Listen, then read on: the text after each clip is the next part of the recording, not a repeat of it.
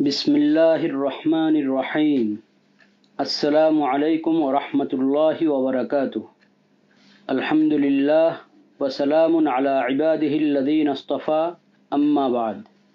প্রিয় দেশবাসী, জায়নবাদী ইসরায়েল ফিলিস্তিনের নিরপরাধ মানুষের উপর, বিশেষ করে নারী শিশুর উপর যে নির্বিচার হত্যাযজ্ঞ চালাচ্ছে, একে গণহত্যা বললেও কম বলা হবে, বলার অপেক্ষা রাখে না।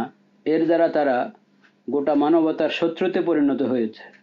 এমন অমানবিক পরিস্থিতিতে বিশ্ববিবেককে জাগ্রত করার লক্ষ্যে এবং এই বর্বরচিত গণহত্যা ও জাতিগত নিধন বন্ধের দাবিতে আগামী শনিবার 12 এপ্রিল প্যালেস্টাইন সলিডারিটি মুভমেন্ট বাংলাদেশের পক্ষ থেকে মার্চ ফর গাজার ডাক দেওয়া হয়েছে। দলমত নির্বিশেষে সবাই শান্তিপূর্ণভাবে এই কর্মসূচিতে অংশ নেওয়ার চেষ্টা করি। আল্লাহ তাআলা এই প্রচেষ্টা সফল করুন এবং কবুল করুন, আমিন। বন্দা মোহাম্মদ আব্দুল মালেক, শিক্ষা বিভাগীয় প্রধান, মার্কাজুদ দাওয়া আল ইসলামিয়া, ঢাকা। খতিব, বাইতুল মুকাররম জাতীয় মসজিদ, ঢাকা।